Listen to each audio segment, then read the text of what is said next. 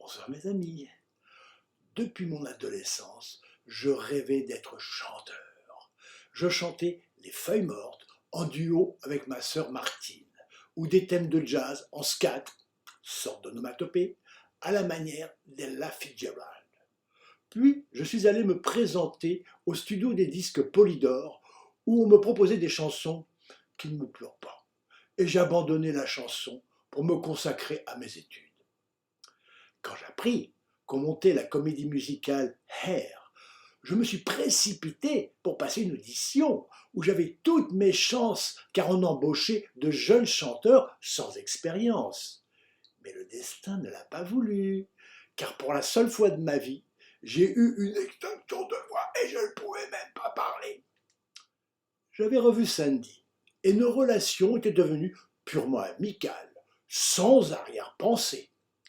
Elle s'était mise en ménage avec Gabriel, un grand intellectuel qui avait écrit un dictionnaire de philosophie.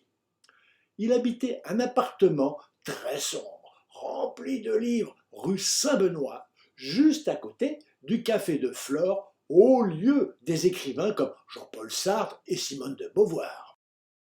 J'allais leur rendre visite assez souvent en voisin, et j'y rencontrais des personnalités connues du monde artistique qui venaient voir Gabriel non seulement par amitié, mais parce qu'il leur vendait différentes sortes de drogues.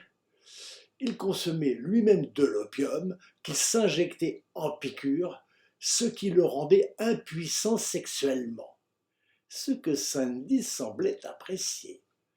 Il mourut quelques mois plus tard, à l'âge de 43 ans, avec l'air d'un vieillard mal conservé. Après sa mort, Sandy s'est mise en ménage avec Paul, un noir américain, batteur de jazz, un peu fou, mais très sympathique. Je les ai fréquentés encore un peu, puis elle est retournée aux USA, et j'en ai plus eu de nouvelles. Tous les gens qu'il avait connus en avaient été tellement impressionnés que des années après, ils m'en parlaient encore. Je l'ai revue dernièrement dans un film de De Funès, dans lequel elle apparaissait en mariée. Elle avait donc réussi à se marier en France, mais pas avec moi, et seulement au cinéma. Sandy me fit connaître plusieurs de ses amis africains-américains artistes, et en particulier Tony Clark, un très bon danseur qui jouait dans Hair. De temps en temps, j'allais le trouver avant la représentation et il me faisait entrer gratuitement. Je vis cette pièce par petits bouts une cinquantaine de fois. Je m'imprégnais de l'atmosphère de cette comédie musicale en me laissant pousser les cheveux et en portant des vêtements bariolés avec même des clochettes en bas de pantalon mexicain à rayures multicolores. Dans le monde entier, il y eut une vague de changements provoquée par cette comédie musicale. Grâce à son succès prodigieux, elle a soufflé un vent de liberté dans de nombreux pays plus ou moins dictatoriaux ou simplement figés. On peut dire qu'il y a eu avant Air et après. On le constatait surtout à la mode vestimentaire qui changeait et à la longueur des cheveux chez les garçons.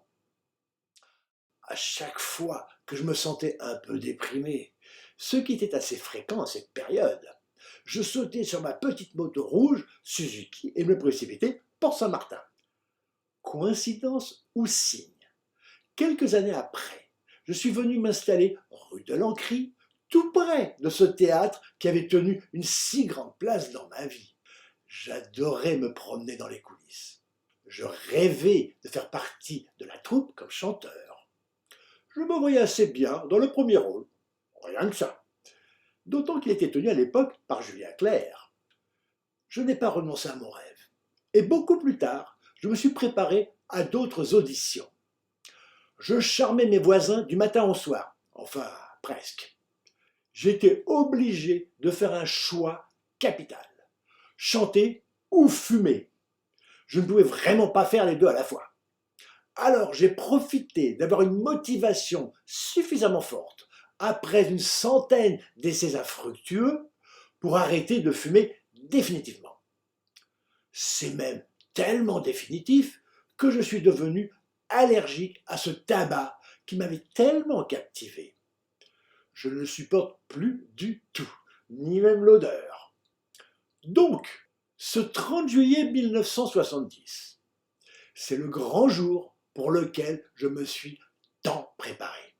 J'attends, fébrile, mon tour de passage dans les coulisses. J'entre sur scène. Elle me semble immense. Le trac est là. Je me sens coincé, bloqué, mal devant le trou noir de la salle. Je suis dédoublé, un lucide qui observe et critique durement ma prestation. Et l'autre qui essaye pitoyablement de pousser sa chansonnette. Quand j'ai terminé, le producteur m'appelle près de lui dans la salle. Je m'assois. Bertrand Castelli m'interroge sur mes occupations habituelles. Il me dit que j'ai une jolie voix et que je ne chante pas trop mal, mais me conseille très gentiment et avec beaucoup de précaution de continuer mes études d'architecte. J'ai enfin compris que quelles que puissent être mes qualités de chanteur, ce n'était pas ma voix de donner de la voix de cette manière. Quand les chants de connexion sont apparus, j'ai su que j'avais trouvé ma voix. Ce que je portais en moi depuis toujours se révélait enfin. Mais c'est une autre histoire.